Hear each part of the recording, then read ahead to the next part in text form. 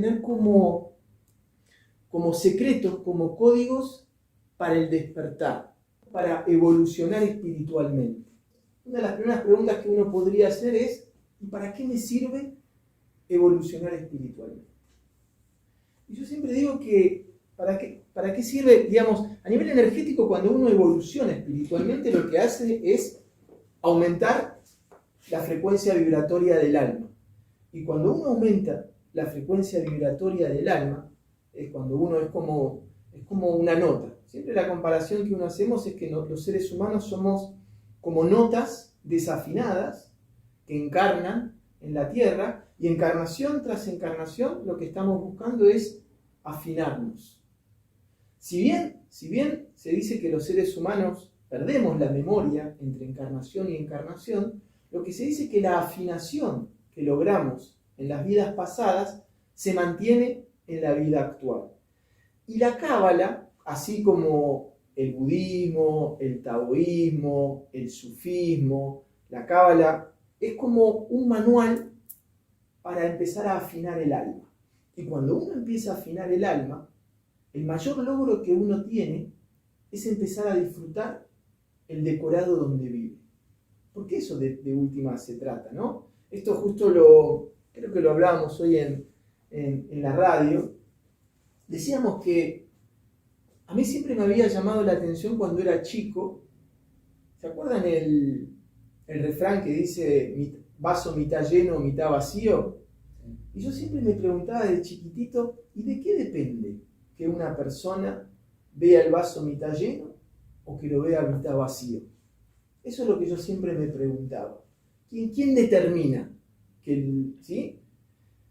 Y entonces, después, estudiando metafísica, empecé a estudiar y a averiguar que el ver el vaso mitad lleno o mitad vacío, que finalmente depende de la percepción que vos tenés del objeto, depende de cuán afinada está tu alma. Otro ejemplo de percepción que podemos tener. Yo estoy en la cola de un banco y alguien se me mete delante. Yo puedo tener dos percepciones. Una percepción es, no, lo voy a poner en su lugar, me empiezo a pelear, etcétera, etcétera. Y la otra percepción que yo puedo tener es decir, no, pobre tipo, pobre tipa, mirá, se mete delante, un desastre, andás a ver la vida que tiene, el karma, ¿sí? Depende de la percepción. Y justamente, una de las cosas que hace el estudio de la metafísica es justamente trabajar en la afinación del alma para que podamos tener una mejor percepción del mundo en el que vivimos. Y la Cábala, como les digo, que hay muchas corrientes que son similares a la Cábala y nosotros con él las hemos estudiado casi todas. Está la celta, está, como dijimos también, el mandarín, ¿sí? Los chinos tienen una sabiduría muy linda, pero la Cábala, primero para todos los que somos de origen judeo-cristiano, es como nuestro libro de metafísica del cual descendemos. Y es, como decíamos, no sé si ustedes saben, pero es el libro de metafísica más antiguo que existe. Entonces lo que vamos a hacer hoy, vamos a ver algunos de los códigos, hay miles de códigos que tiene la Cábala. La palabra Cábala en realidad es una palabra que aparece más o menos en el siglo XV o XVI, pero la Cábala en sí, o sea, con el nombre de Cábala, pero ese conocimiento esotérico, hay rastros que remontan hasta los sumerios. Imagínense los sumerios, año 3000, 4000 antes de Cristo. Y por ejemplo, ¿dónde tenemos rastros de Cábala en la actualidad? Todo lo que son los masones. Los masones estudian una parte de la Cábala. Como yo siempre digo, aprender Cábala o aprender una ciencia metafísica, después uno ese conocimiento lo puede utilizar para lo que quiere. No quiere decir que si estudias Cábala sos un ángel de luz. Vos estudiás un conocimiento y después hay que ver para qué lo vas a utilizar. Hay gente que ha utilizado conocimientos cabalísticos para ayudar a la humanidad y hay gente que ha usado conocimientos cabalísticos para conquistar el mundo. La masonería, ahí creo que hay gente, la masonería son conocimientos cabalísticos. ¿Ok? Bien, la palabra Cábala viene del hebreo, cuando es una palabra hebrea. Y es muy interesante definir qué es lo hebreo, porque generalmente cuando uno dice hebreo, dice judío.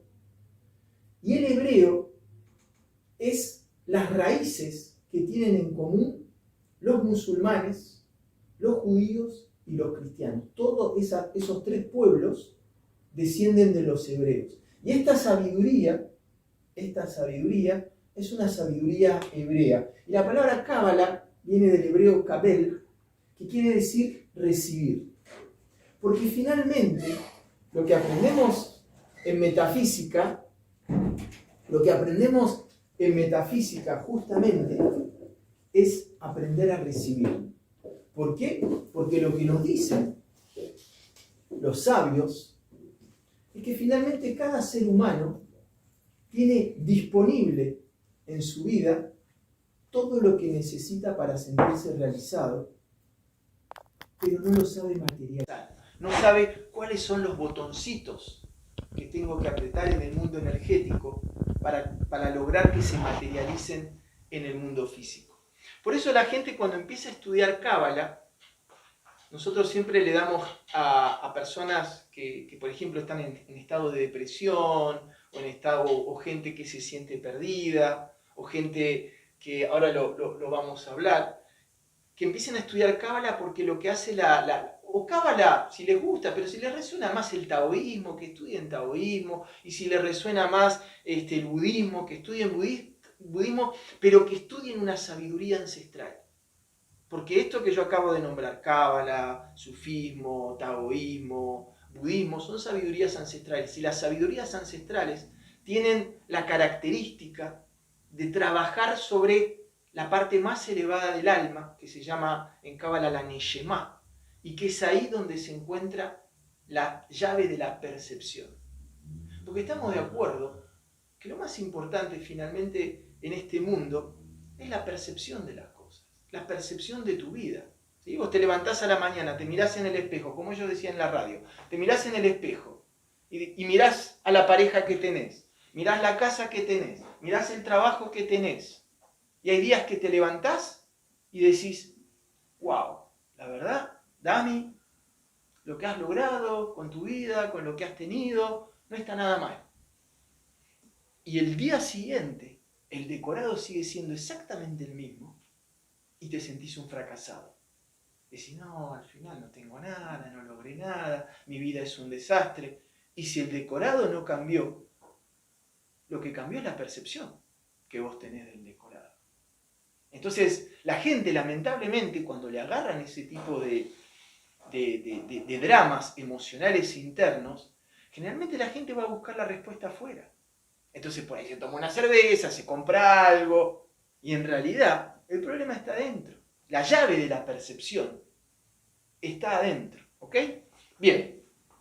Cábala. En la antigüedad se decía que se podía empezar a estudiar Cábala a partir de los 40 años. Calculen más o menos, en los antiguos pueblos nómades se decía que cuando cumplías 40 años podías empezar a estudiar Cábala. Antes no podías empezar a estudiar Cábala. Imagínense hace 2000 años, ¿qué promedio de vida tenía la gente? Con suerte eras un anciano si lograbas vivir 40 años. ¿Por qué? Porque se decía que la Cábala estaba destinado, ¿sí? Cuando tus zapatitos están gastados de haber caminado el mundo, para eso ya estabas preparado para estudiar Cábala. ¿Por qué? Porque finalmente, para poder estudiar este tipo de metafísica, uno tiene que haber rodado en la vida. ¿Qué quiere decir haber rodado? Haber probado los placeres y haberse dado cuenta que finalmente todo lo que es material llega a un momento en que no te satisface, en que no te llena. Llega un momento que ya lo que es material, el dinero, las relaciones sexuales, el consumismo, todo eso ya no te satisface más el alma. Y en ese momento, cuando la persona ya probó, tuvo poder, tuvo dinero, tuvo las relaciones que quería en la vida, probó aquí, probó allá, gastó sus zapatitos y sigue sin encontrar esa satisfacción, esa percepción de la vida, es cuando estás preparado. Ya está, ya te convenciste que en el mundo material no vas a encontrar la llave para poder cambiar la percepción de tu alma, entonces estás preparado para estudiar Cábala. ¿Dónde nace la Cábala? Fíjense, la Cábala nace en lo que se llaman las tierras de Canaán. Hoy acá encontramos a Israel, Palestina y el Líbano. Y acá está Jordania. ¿Ok? Acá nace la Cábala. ¿Cuál es la característica? Se dice que que es una Vesica Piscis. ¿Por qué es una Vesica Piscis? Porque una Vesica Piscis es una realidad que surge del encuentro de dos realidades. Eso es una Vesica Piscis. Y se dice que el encuentro de dos realidades es un encuentro, es una instancia superadora de las otras dos realidades. Acá estaba todo lo que era el imperio asirio, sumerio, y acá estaba todo lo que era el imperio egipcio. Esta Vesica Piscis, hoy en día, es uno de los vórtices energéticos más poderosos que hay en el mundo. Por eso en Israel, Palestina, en esas tierras, es un desastre permanente. ¿Sí? Y por eso se dice que la sanación planetaria va a venir el día de que este vórtice energético encuentre paz. No va a ser mañana, eso está clarísimo. Bien. ¿Dónde hay otro vórtice energético en América Latina?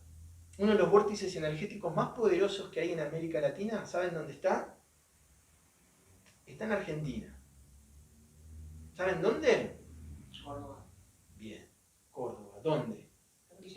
Capilla del Monte. Toda la zona, 30, no en Capilla del Monte precisamente, toda una zona de 30, es una especie de 30 kilómetros cuadrados, ¿serán? Ahí hay un vórtice energético. Ahí se dice que en Capilla del Monte está lo que se llama la cueva de los registros akáshicos. Las memorias de las vidas pasadas de la humanidad se dice que se encuentran en ese vórtice energético. Por eso nosotros siempre contamos, cuando algunos se han visto en nuestro canal, las transmisiones sobre Capilla del Monte, que por ejemplo, esa es la razón por la cual el nazismo mandó mucha gente, escuadrones alemanes a Córdoba. ¿Sí? Vieron que en Córdoba hay muchos vestigios del nazismo. ¿Por qué? Porque estaban en busca de poder conquistar ese vórtice energético. Pero bueno, esto lo vamos a ir a pasar. Pero, ok, ¿y cuál es?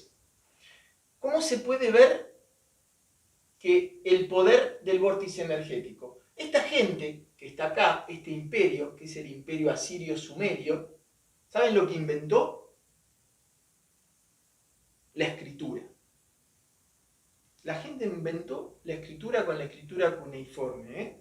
¿Cómo empezaron a inventar la escritura? Algún día uno se levantó y en vez de dibujar, para contar cuántas vacas tengo, en vez de dibujar las 50 vaquitas, que parece obvio, un día un tipo se levantó y dijo, ¿sabes qué? En vez de hacer una vaquita que me lleva tanto tiempo, voy a hacer una muesca. Y empezó a hacer como una marquita en una tablilla de barro. Y dijo, cada vez que yo escribo eso, ahí hay una vaca.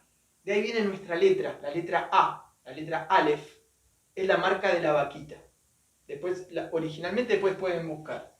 Y esta gente, los egipcios, ¿saben lo que inventaron? El papel, los papirus. Estos habían inventado los papirus, estos habían inventado la escritura. Adivinen quién lo aprovechó. Los que están en el medio, en la Vesica Piscis. Acá están los manuscritos más antiguos del mundo. ¿Por qué? Porque cuando vos vivís entre dos potencias, ¿a qué te vas a dedicar? Al comercio. ¿Te fijás lo que estos tienen y estos no tienen? Te venís acá, te lo llevás y haces exactamente esto. Y esto dijo, estos inventaron la escritura, esto es el papel, chao. Lo junto y es por eso que los primeros manuscritos surgen en estas tierras y cuando vos dominás la escritura es cuando podés empezar a elevar tu conciencia, porque dejás de transmitir oralmente y empezás a sellar. ¿Ok? Bien. Esto es lo que hablábamos hoy. Vamos con uno de los códigos, cuando vos estudiás Cábala, uno de los primeros códigos cabalísticos que ves es esta frase. Y dijo Dios, hágase la luz, y la luz se hizo. Todo el mundo conoce esa frase, me imagino, ¿no?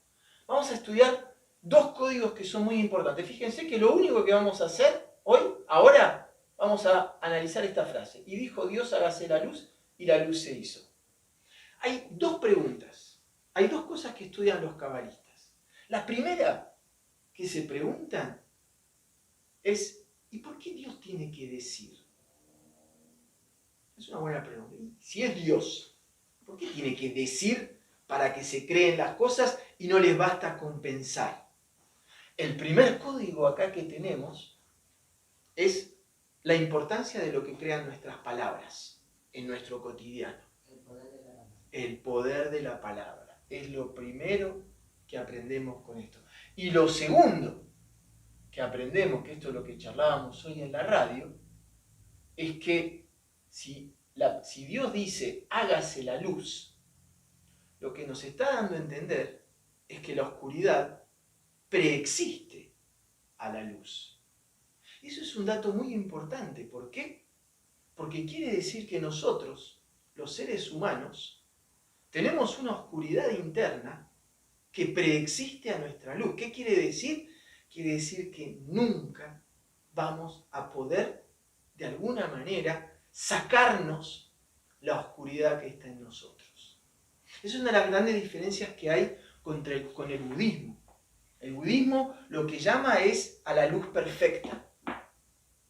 Y una de las cosas que tenemos que entender los seres humanos es que nosotros, la oscuridad, forma parte de nosotros.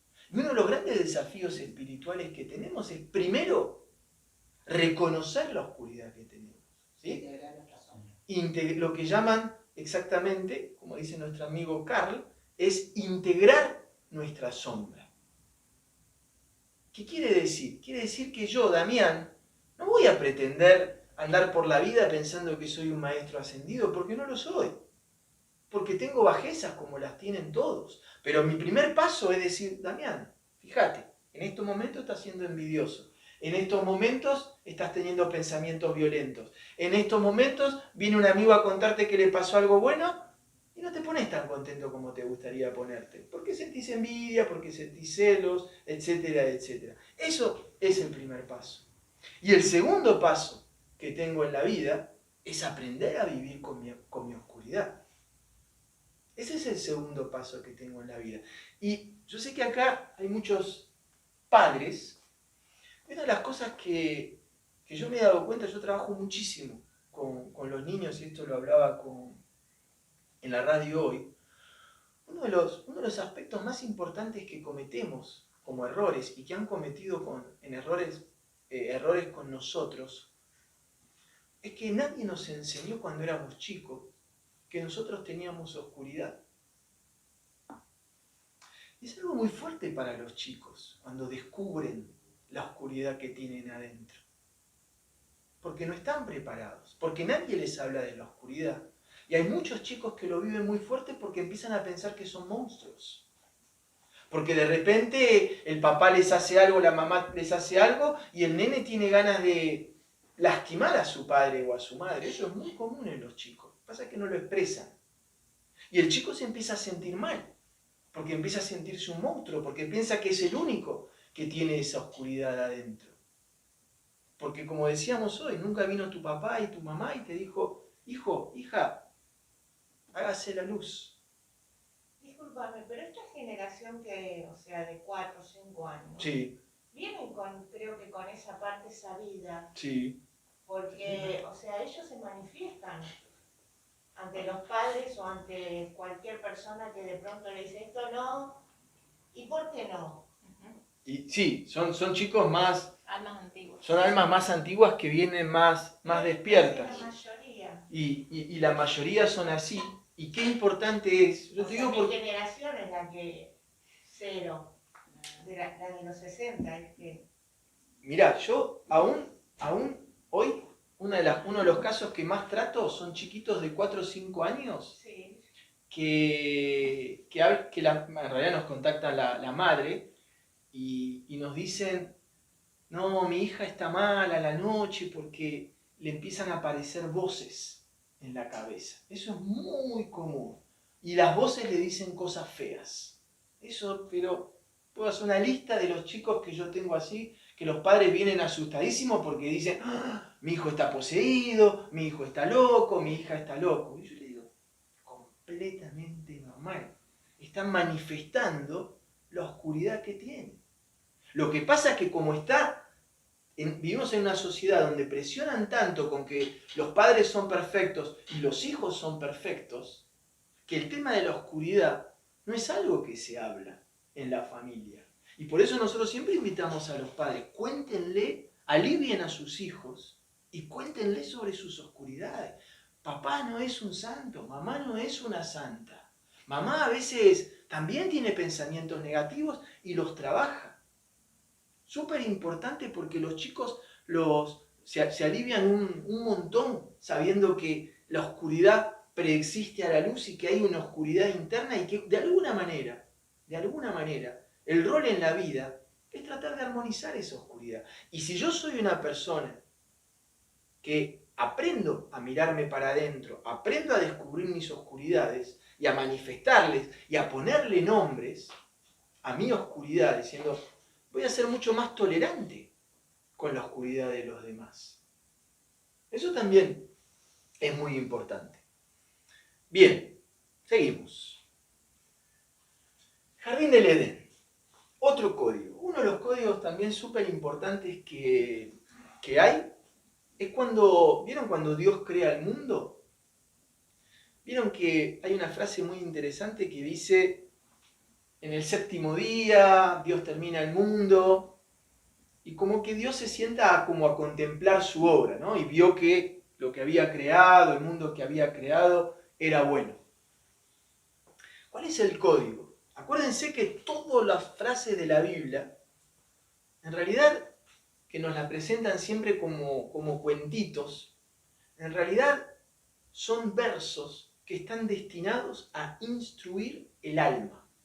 ¿Sí? Ese es el sentido de la Biblia, le hablo al alma, le estoy explicando al alma lo que vino a hacer en la vida, cómo se tiene que afinar, cómo logra un alma ese poder de afinación. Y una de las partes más importantes que hay en el despertar espiritual tiene que ver con la contemplación. ¿Qué quiere decir contemplar? Quiere decir que todos, si vos querés, de alguna manera lo que te dice la Biblia es, si vos querés evolucionar espiritualmente, encontrar esa paz, tenés que tener tu jardín del Edén. ¿Qué es el jardín del Edén? Es algo que yo todos los días, o ponele un par de veces por semana, es algo que yo estoy haciendo y que de vez en cuando me siento a contemplar mi obra. Eso es un jardín del Edén. ¿Qué puede ser un jardín del Edén? Puede ser un cuadro que yo tengo y todos los días lo retoco. Puede ser un jardín propiamente dicho, en que yo todos los días lo siembro, le corto el pastito, lo riego. Puede ser una novela que estoy escribiendo, puede ser mi pareja. Mi relación con mi pareja puede ser mi jardín del Edén. Pero lo que nos dicen es que todo el mundo que pretende evolucionar espiritualmente tiene que tener algo que se pueda sentar a contemplarlo. Si yo no tengo nada que contemplar en mi vida de lo que hago, entonces no puede haber despertar. Por eso lo que decimos siempre es que hay muchas personas que no tienen jardín del Edén propio, no tienen algo que se sientan a contemplar por dos razones, o porque no lo tienen o porque no se dieron cuenta que lo tenían. Y es súper importante encontrar en nuestro cotidiano y empezar a pensar, ¿cuál es mi jardín del Edén? ¿Qué es? Una pregunta. Sí. Podés tener un jardín del Edén, terminaste el cuadro y tenés otro después. Por ejemplo, podés tener. Sí, no tiene que ser fijo. Conté el ejemplo de la señora que estaba tan enferma y que nosotros le hacemos hacer ejercicios a las personas. El jardín del Edén puede ser múltiple y lo podés ir cambiando. Pero lo importante es, mira, lo importante es tener un momento en el día en que vos te sientes a contemplar algo que estás haciendo. Puede ser, no sé, tu casa, Tu vida puede ser tu jardín del Edén, pero la tenés que saber contemplar. Y para poder saberla contemplar, tenés que tener la percepción. Tenés que tener una percepción positiva de las cosas. Mirá lo que lograste, mirá dónde estás ahora, mirá a tu hijo, mirá a tu hija, mirá la casa donde estoy. Ese es mi jardín. Pero si es tu jardín, si vos decís, no, mi jardín es mi casa y ya está, ok. Y viene el jardinero y le pago para que lo arregle. Claro, tengo que tener, digamos, la conciencia de querer trabajar. Esto es mi jardín, entonces acá le voy a trabajar. Si mi jardín del Edén es mi pareja, entonces en mi pareja le voy a hacer todos los arreglos florales que le quiero hacer a mi jardín y me voy a sentar a contemplar. Mirá la relación que tenemos, mirá este buen momento. Vuelvo siempre yo a los chicos, siempre vuelvo a los chicos, porque son las futuras generaciones. Es importante enseñarles a los chicos a contemplar. ¿Sí? Decirle a los chicos, miren qué buen momento que estamos pasando. Eso es fundamental para los chicos. Mirá lo que estamos haciendo. Por más que hay veces que la mamá está jugando con sus hijos y están pasando un momento hermoso y no hay tiempo de contemplación. Entonces no le enseñamos a nuestros hijos a, mirá, o un amigo, mirá, ¿viste cómo estamos jugando? ¿Viste cómo mamá, papá, o viste qué bien la estamos pasando? ¿Te diste? Y ahí estás contemplando. El tema de la contemplación es un tema fundamental. Nosotros tenemos amigos nuestros que se mudaron a Capilla del Monte y que se mudaron y anduvieron y se estuvieron mudando y anduvieron y andan todavía. Espero que cuando vean esto se sientan, ya estén más calmos, y estaban todo el tiempo, no, ahora tenemos que conseguir esto, no, ahora tenemos que conseguir lo otro, no tenemos que, y estaban todo el tiempo pensando en lo que tenían que conseguir para poder disfrutar. Y por ahí se estaban levantando a la mañana, ¿sí? Con un paisaje hermoso y 2 minutos de, mirá, a la mujer, mirá lo que tenemos, mirá lo que es este paisaje. Eso forma parte de la contemplación, ¿sí? Puedes estar en Río Gallegos y me decís, bueno, no hay mucho paisaje. Lo que sea, mirá la tranquilidad que tengo, mirá el silencio que hay, lo que sea. La construcción de memoria. Exactamente, es ir reprogramándose a nivel neurolingüístico. Bien, acá vamos a entrar en una de las partes más interesantes. Abraham, que es un personaje de la Biblia, nadie sabe si existió o no existió y es finalmente lo menos interesante. Pero Abraham es uno de los patriarcas o uno de los personajes de la Biblia más importantes que hay. ¿Por qué? Porque es el único patriarca que es venerado por las 3 religiones. Musulmanes, católicos y judíos veneran a Abraham. Fíjense que los conflictos religiosos que hay hoy en día entre musulmanes, cristianos y judíos empiezan a partir de la descendencia de Abraham. Si vos juntás a un judío, a un musulmán y a un cristiano y empezás a recitar de alguna, le decís, por ejemplo, a un musulmán, ¿estamos de acuerdo que vino Adán y Eva y pasó esto? Sí, el musulmán te dice, sí, estamos de acuerdo. Excelente. ¿Y estamos de acuerdo que después vino el diluvio? Sí, estamos de acuerdo. ¿Y estás de acuerdo después de Moisés? Sí, estamos de acuerdo. Todos sí empiezan a estar de acuerdo, hasta... Y con Abraham, un capo, estamos súper de acuerdo. Hasta que empezás a hablar de los hijos de Abraham. Y ahí empiezan las peleas. ¿Por qué? Porque los musulmanes dicen no. El más importante de los hijos de Abraham es Ismael. ¿Por qué? Porque los musulmanes se consideran descendientes de los hijos de Ismael. Y los judíos y cristianos se consideran descendientes de el otro hermano y el otro hijo de Abraham, que es Isaac. Judíos y cristianos dicen, nosotros somos descendientes de Isaac. Y los musulmanes dicen, no, nosotros somos descendientes de Ismael. Pero antes de eso, armonía total. Entonces, se dice que en la Biblia, la vida de Abraham, que en musulmán se dice Ibrahim, es una de las que más secretos tiene. Yo les voy a contar así como un par de secretitos de la vida de Abraham. Jehová, primero, algo sobre Jehová. El nombre Jehová no existe. ¿Sí? Lo que existe son las 4 letras que forman el nombre, que es Yod-He Vav-He. ¿sí? Que es una yod, una especie de H, una especie de V de nuevo y una especie de H de nuevo. Sería Davje. Y lo han escrito como Jehová. Pero esto es muy interesante. Fíjense lo que dice acá. Jehová había dicho a Abraham. En Cábala, uno de los mayores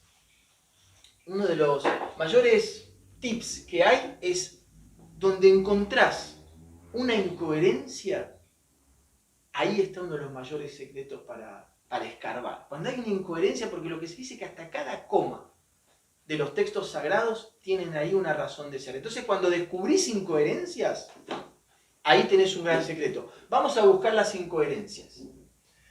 Vete a tu tierra y de tu parentela y de la casa de tu padre a la tierra que te mostraré, haré de ti una nación grande y bendecirte y engrandeceré tu nombre y serás bendición, bendeciré a los que te bendijeren y a los que te maldijeren maldeciré, serán benditas en ti todas las familias de la tierra. ¿Alguno de estos es de ustedes? No, es acá al lado, me ha venido Lucas.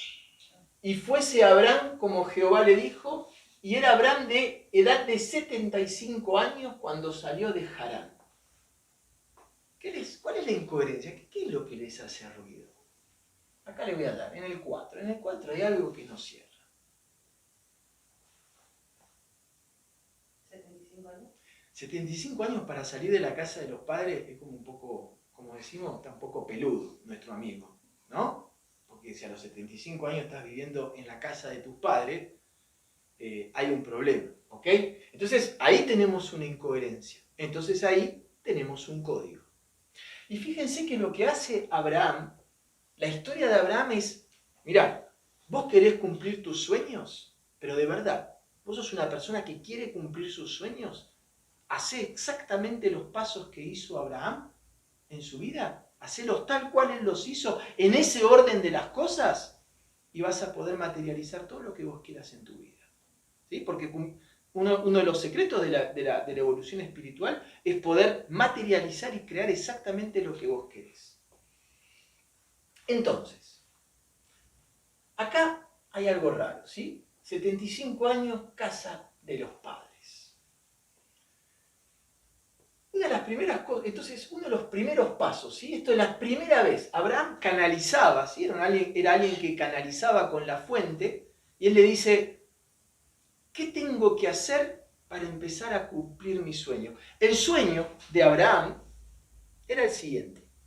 Cuando le preguntan a Abraham cuál es su sueño, él dice que su sueño era que toda su descendencia conquiste y se multiplique por las tierras de Canaán. Su sueño era ese. ¿Sí? Era tener descendencia y que esa descendencia se multiplique, como tantas estrellas hay en el cielo y granos de arena en la arena por todas las tierras de Canaán. Él tenía 75 años y todavía no tenía hijos. Y ese era su sueño. Entonces le pregunta a Dios, ¿qué tengo que hacer, Dios, para poder cumplir mis sueños? Y lo primero que le dice Dios es, sal de la casa de tus padres. Bien. Y tenía 75 años cuando salió de Harán. Y ahora les voy a contar algo que no muchos saben. Pero antes, ¿sí? Un par de versos antes, nos cuentan que Abraham nació en Ur. Fíjense dónde está Harán. Entonces hay otra incoherencia que le dice que salga de la casa de los padres. La casa de los padres estaba en Ur y él estaba en Harán. O sea, parecería que a Dios le falla el GPS. Ahí tenemos otra incoherencia. En realidad, el código cabalístico que tenemos en ese momento es que nos dicen que si vos querés cumplir tus sueños en tu vida, tenés que salir de la casa de los padres. Pero la casa de los padres es una metáfora. Porque evidentemente no estaba en la casa de los padres. Primero porque tenía 75 años, segundo porque la casa de su padre estaba en Ur y él estaba acá. Entonces la idea de la casa de los padres está completamente descartada. Entonces la pregunta es, la gente que vive en la casa de los padres, ¿alguno de acá vive en la casa de los padres? No, bien.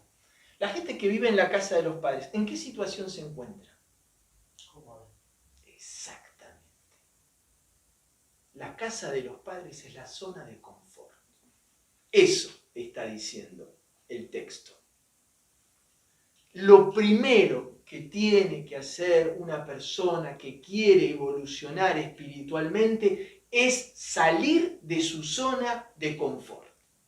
Primer paso. Si no tenés la fuerza de voluntad o la valentía, o como dicen los españoles, los cojones, para poder salir de tu zona de confort, no hay chance de que puedas evolucionar espiritualmente. Pero para eso, lo primero que tenés que saber es cuál es tu zona de confort. A veces mi zona de confort puede ser mi pareja, a veces mi zona de confort puede ser el lugar donde vivo, a veces mi zona de confort puede ser mi trabajo, a veces mi zona de confort puede ser mi cuerpo. Pero lo primero que tengo que empezar a pensar es cuál es mi zona de confort. Porque de esa zona de confort tengo que salir, porque si no puedo salir de mi zona de confort, no hay chance de que pueda evolucionar espiritualmente. ¿Vamos? ¿Hasta ahí estamos? Bien, vamos a seguir entonces. Fíjense, le estoy hablando de un verso nada más. Bien, a salir de la zona de confort, ¿sí? Se le llama hacer la lej lejá. Toda persona que quiere evolucionar espiritualmente se le llama hacer la lej lejá. Acá tenemos a nuestro amigo Martín, que estaba en su zona de confort, que era una farmacia en la cual estaba hacía 25 años trabajando. ¿Sí? El muchacho que está ahí, 25 años que estaba trabajando, 28, y un día dijo, voy a hacer mi lej lejá, puso toda en un motorhome, y hace 20 días, un mes, que salió con su familia a dejar su zona de confort. Eso es hacer una lej lejá. Y fíjense que la palabra lej lejá y salir de la zona de confort, finalmente es un movimiento energético. Lej lejá quiere decir, se traduce literalmente como irte hacia ti mismo. Lo que le dice en el hebreo original, en el texto original, no le dice sal de la casa de tus padres. La gente tradujo eso para que se entienda. Lo que le está diciendo es irte hacia ti mismo. ¿Sí? Salir de mi zona de confort, de mi pareja, de mi trabajo, de mi cuerpo, de lo que sea, para poder encontrarme a mí mismo. Si no, no hay chance. Bien, ¿cuál era el sueño de Abraham? Que toda su descendencia pudiese de alguna manera conquistar las tierras de Canaán. No sé si conocen la historia de Abraham, pero Abraham es como sinónimo de la abundancia. Donde Abraham iba, por ejemplo, Abraham venía a esta casa y de repente a esta casa le empezaban a llover negocios por todos lados, todo el mundo le hacía regalos, andaba buscando trabajo, conseguía el mejor trabajo, ¿sí? Era una persona que atraía la abundancia en su vida. Eso tenía esa característica Abraham. Imagínense, todo el mundo quería que Abraham se venga a tomar unos mates a su casa y que se quedara la mayor cantidad de tiempo posible, ¿sí? Y Abraham era uno de los tipos como una especie de soldado de Dios. ¿Sí? Era un tipo súper correcto, así, nunca se torcía, etcétera, etcétera. Y acuérdense que canalizaba. Entonces, a un momento lo que hablan es que Dios está hablando así con Abraham y Dios le dice, bueno, la verdad que no te podés quejar, le dice que tenés una vida súper abundante. Y Abraham le dice esto, sí, súper abundante, pero lo que yo más quiero no me lo diste. Abraham no tenía descendencia. No tenía hijos, imagínense, tenía 75 años y todavía no tenía hijos porque su mujer Sarai se llamaba, era estéril. Entonces decía, sí, todo bien, pero... Entonces, Dios le dice, bueno, vos no tenés hijos, te voy a solucionar el problema. Y acá lo que Dios le va a decir, ¿sí? Lo que Abraham tenía era un problema kármico muy grande. ¿sí? Tenía un problema kármico por el cual estaba escrito que él con esa mujer no iban a tener hijos. Eso era la predestinación que tenían. Eso es lo que estaba escrito de alguna manera en el libro de la vida. Pero esto ahora que lo que le dice Dios a Abraham, le damos los secretos más importantes para poder romper, ¿sí?, lo que está escrito en el libro de tu vida, para poder romper contratos kármicos, para poder romper predestinaciones astrológicas que tenés encima. Y le dice, mirá ahora los cielos y cuenta las estrellas. Si las puedes contar, así será tu descendencia. Bien. ¿Cuál es otro de los secretos que le dice acá? Está en la palabra cuenta las estrellas. En realidad la palabra contar, en hebreo, se dice saber lo que hay detrás de. ¿Okay? Por eso se dice, a partir de esta frase, se dice que Abraham es uno de los primeros astrólogos que hay en la historia de la humanidad. ¿Sí? Porque dice que primero, para poder superar un karma, tenemos que conocerlo. Porque si no sabemos que hay un karma, no sabemos cómo trabajarlo. Y después le dice algo fundamental. Le dice, y te voy a decir algo más. ¿Vos querés tener hijos? Entonces te tenés que cambiar el nombre. Le dice. Para poder cambiar su destino. Y le dice, no te llamas más Abraham. Hay poca gente que sabe eso. Abraham, al principio de la historia se llama Abraham, y en el medio y al final de la historia se llama Abraham. Y le agrega una H, que en realidad la letra H en realidad se llama una letra Hei en hebreo. Y acá hay muchísimos secretos. El primer secreto que tenemos acá es cuando una persona tiene un karma muy pesado. ¿Qué quiere decir tener un karma muy pesado? Es sentir que no estás pudiendo, que siempre que intentas algo te va mal. ¿Vieron esas personas que parecerían perseguirles la nubecita negra y que siempre le está lloviendo encima? Y que haga lo que haga, siempre le salen mal las cosas, siempre tiene mala suerte, como que está, como decimos, pillado, por no decir otra cosa, por los perros. ¿Sí? ¿Conocen esa expresión? Por no decir meado. Lo que le dicen siempre, y nosotros siempre cuando nos encontramos en las consultas con gente así, lo primero que le decimos es, mi hijo, mi hija, llegó el tiempo de cambiarse el nombre. ¿Por qué? Porque cuando vos te cambiás el nombre, y realmente estamos hablando de un último recurso, lo que vos estás haciendo, ¿sí?, el nombre es tu definición energética. En hebreo se llama el Shem. El Shem quiere decir que el nombre es una de las cosas que hace a la energía que te envuelve. Entonces, cuando vos cambiás tu nombre, lo que estás haciendo es modificar tu campo energético para poder empezar a cambiar, ¿sí?, la relación que vos tenés con tu predestinación. Por eso, pero no se trata de decir, bueno, a partir de ahora me voy a llamar, no sé, Julio. No se trata de hacer eso. Es mucho más importante el trabajo. Si yo, Damián, me quiero cambiar el nombre y me quiero poner Julio, voy a ver si lo puedo poner en mi DNI. Y lo que sobre todo voy a empezar a hacer, voy a empezar a agarrar los WhatsApp de cada uno de ustedes. Le voy a decir, chicos, ¿me cambiás el nombre? Poneme Julio, poneme Julio, poneme Julio. ¿Por qué?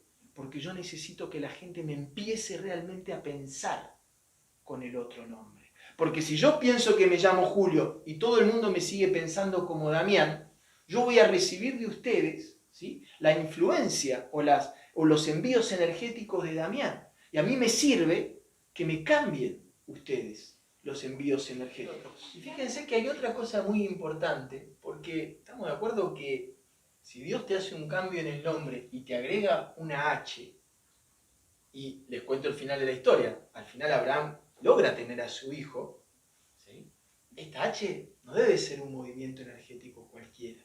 La H en el hebreo se dice Hei y representa la energía femenina. Lo que hace Dios, ¿sí?, de alguna manera, es decirle, Abraham, en tu vida lo que te falta es energía femenina. Y porque Abraham era, acuérdense lo que yo dije, era muy justo, muy recto, pero no tenía compasión. Era un tipo que, ¿sí?, era un tipo muy frío. y le dice, uno de los problemas que hay, y eso también, uno de los problemas que tiene la gente, porque fíjense que hablamos de que uno de los objetivos que hay en la vida es poder saborear el decorado. Y lo que te permite saborear el decorado en la vida es la energía femenina. Nosotros después, al que le interese, tenemos unos encuentros donde hablamos de eso. Pero lo que les quiero decir es que lo que es más importante en esta historia es que a Abraham le faltaba energía femenina. ¿Qué quiere decir energía femenina? No tiene que ver con ser amanerado o no. Porque muchas mujeres también les falta energía femenina. La energía femenina, la energía masculina, lo voy a sintetizar, es la que te permite alcanzar los objetivos. Y la energía femenina es la que te permite saborear lo que tenés. Una persona que está todo el tiempo, ¿vieron que esto es algo muy masculino y no tiene nada que ver si sos hombre o sos mujer? Porque vivimos en un sistema patriarcal, entonces tanto hombres como mujeres estamos con overdosis de energía masculina, nos sobra energía masculina, ¿sí? Y fíjense lo que nos pasa a los seres humanos en general, es que estamos todo el tiempo saltando de un objetivo al otro. Bueno, ya tengo esto, ya tengo la casa, ahora tengo que ir por esto. Ya hice esto, ahora tengo que ir por lo otro. Ya tuve 1 millón de pesos, ahora tengo que tener 2 millones. Siempre estoy como saltando de objetivo en objetivo. Y lo que le está diciendo Dios a Abraham es, pará la moto. Porque el saber contemplar es energía femenina. Si no tenés energía femenina, no sabés contemplar. Entonces, fíjense que hay como un código respecto a la energía femenina. Y no solamente Dios le dice, bueno, Abraham, no solamente vos te vas a cambiar el nombre, sino que también, de ahora en adelante, tu esposa ya no se llamará Sarai, todo esto que estoy diciendo es de la Biblia, sino que su nombre será Sara. Abraham le agrega una letra, ¿sí? Y la compensa sacándosela a la mujer. Pero no le saca cualquier letra a la mujer. Le saca la I o la Sarai. En realidad es el nombre en hebreo, Sarai. Sarai es la letra Yod la que le saca. Y la letra Yod en el hebreo representa la gota de semen. De alguna manera, lo que le estaba diciendo Dios es que energéticamente eran 2 hombres, energéticamente los que se estaban juntando. Por eso no podían tener hijos. Eran 2 energías masculinas. Entonces, ustedes lo que necesitan es energía femenina, porque lo que te permite conectarte con la fuente es la energía femenina. Y de ahí, ¿sí?, se cambian los nombres, y de ahí después les nace Isaac, que es, digamos, lo que utiliza los judeocristianos, se identifican con Isaac, porque antes Abraham, acuérdense que el contrato kármico era con Sarai. Abraham tiene relaciones con su esclava, Agar, y de ahí nace Ismael. Pero él quería tener hijos con Sara, que era su mujer. Bien. Y de ahí, esto es el Shem, esto ya lo hablé. Bien. Y de ahí pasamos, ¿qué hora es? Solo para saber. 8. A las 8, perfecto. Ya 20 minutos y terminamos. Y de ahí pasamos a lo último. Acuérdense que yo le dije que Abraham era una persona que era súper devota de Dios. Era como, ¿vieron? Como los maestros que tienen siempre a su alumno perfecto. Abraham era el alumno perfecto de su Dios. Imagínense si Abraham amaba a su Dios antes de tener un hijo. Imagínense cuando él tiene su hijo Isaac a los 90 años, nos cuenta la Biblia. Imagínense después de tener su hijo lo que era Abraham con su Dios. Era lo más lindo que le había pasado en la vida. ¿Ok? Bien, pero yo siempre cuando cuento esto, acá empieza a haber incoherencias, porque de repente la Biblia te empieza a pintar a Dios como si fuese el padrino. ¿Vieron la película El Padrino de Coppola? ¿La vieron? ¿Vieron que el padrino ayudaba a alguien y después decía, yo te ayudo, pero un día te lo voy a cobrar? Y vas a tener que estar ahí ese día con lo que yo te vaya a pedir. Fíjense por qué. Porque un día, Entonces Abraham le dice, después yo le estoy contando así como medio coloquial el diálogo, pero medio que Dios le dice, bueno, la verdad que ya encontré lo que te voy a pedir a cambio del favorcito que te hice. Ah, bueno, pedime lo que quieras. Mira, el favorcito es muy simple, matemos a tu hijo. Ese hijo que tanto te costó tener, ¿sí? Matémoslo. Entonces cuando uno lee eso, uno dice, pero ¿qué clase de Dios sádico? Es de un sadismo. O sea, ¿qué clase de Dios te puede pedir que para satisfacerlo a Él mates a lo que más querés en tu vida?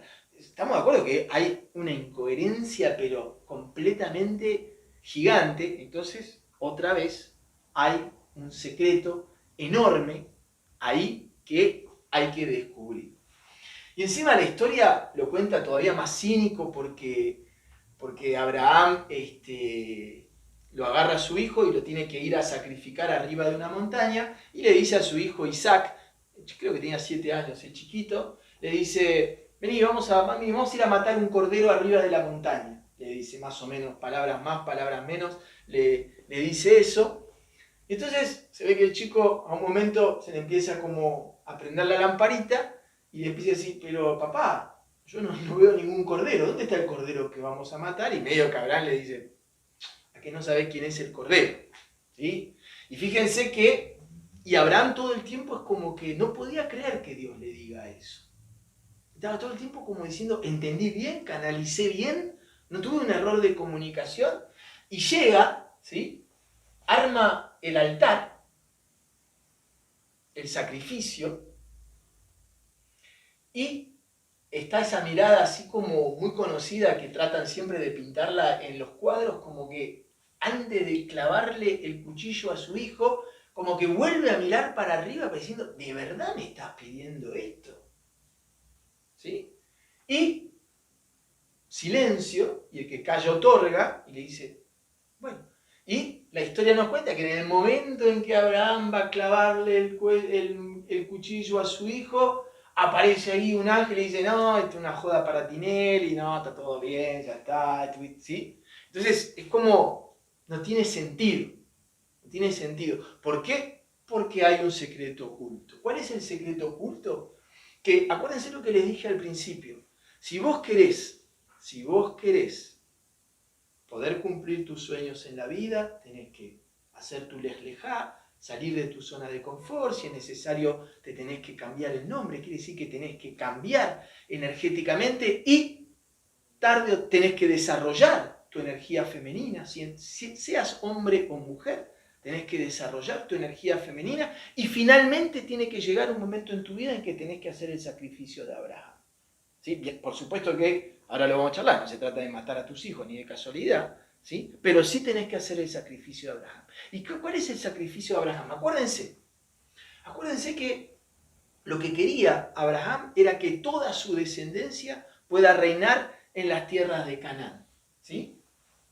Ese era como su todo. Y su hijo era lo que él tenía. No tenía ese todo, pero sí tenía a su hijo, que era como una partecita de ese todo.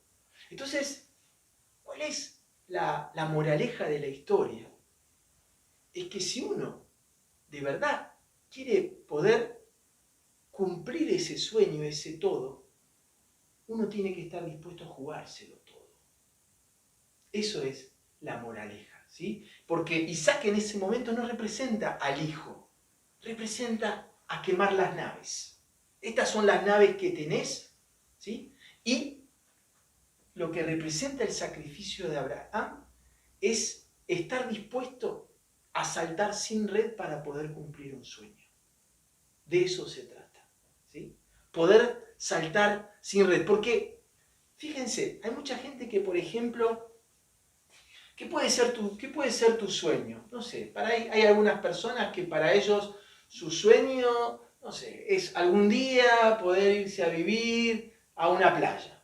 Para otros su sueño es dejar el trabajo que tienen y trabajar y hacer su propio taller de arte y vivir pintando los cuadros. Hay otro que su sueño es, etcétera, etcétera, etcétera. ¿sí? Hay distinta gente, cada uno tiene su diferente sueño.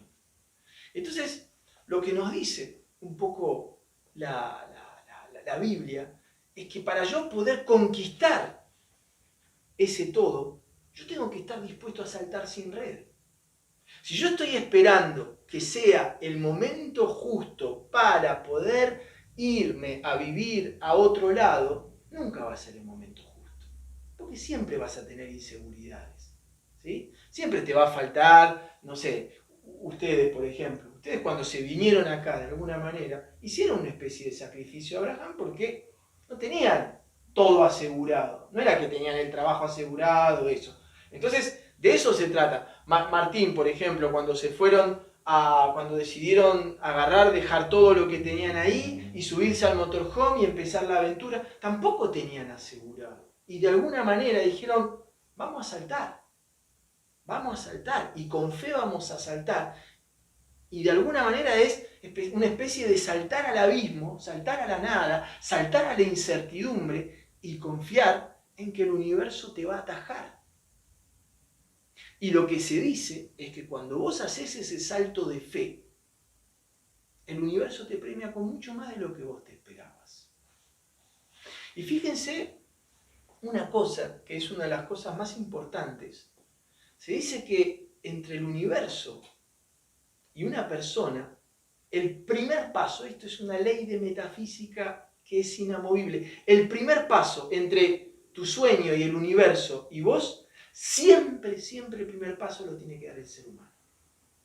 Se dice así, el primer paso lo da el ser humano, el segundo paso lo da el universo, el tercer paso lo da el ser humano y el cuarto paso es la bendición infinita. Son los 4 pasos de la metafísica. Entonces, lo que nos dice finalmente esta historia es que si yo tengo un sueño que me anda así como persiguiendo desde hace varios años, tal vez haya llegado el momento en que tenga que hacer el sacrificio de Abraham, quemar las naves y confiar. Porque finalmente, fíjense que en la espiritualidad todos andamos diciendo, no, todo es perfecto, no, el universo siempre te acompaña. Pero una de las preguntas que nos podemos hacer es, ¿te la jugaste realmente a que el universo te acompañe? ¿Saltaste sin red para ver si realmente el universo te acompaña? Tu sueño es irte a vivir al campo, donde sea. ¿Te la jugaste para ir al campo diciendo, bueno, mira, yo aguanto un mes, después que sea lo que Dios quiere? Eso tiene que ver con el sacrificio de Abraham. Ok. Bien. No lo vamos a retrasar más. Si les interesa más de Cábala, tenemos grabados. Justo esto que les dije no está grabado, porque si después quieren lo que está grabado, les voy a repetir todo esto. Ahora ya quedó grabado. Buenísimo. Así que después, si les interesa, nos pueden escribir y tenemos más. Pero bueno, les queríamos contar como esta pequeña historia. Espero que les haya gustado.